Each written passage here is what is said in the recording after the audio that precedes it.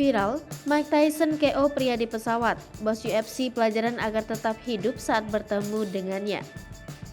Seorang penumpang pesawat terluka setelah menjadi bulan-bulanan legenda tinju dunia Mike Tyson.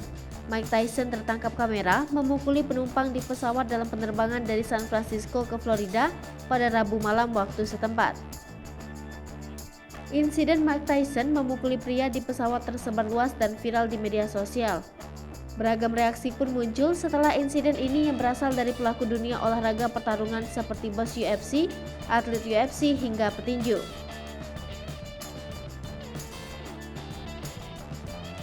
Dilaporkan USA Today Sports, Mike Tyson merasa diganggu oleh seorang pria yang duduk di belakangnya.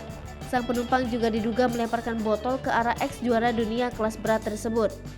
Tindakan itu kemudian direspons Mike Tyson. Dia berbalik dan melepaskan beberapa pukulan yang membuat bagian kepala pria itu berdarah.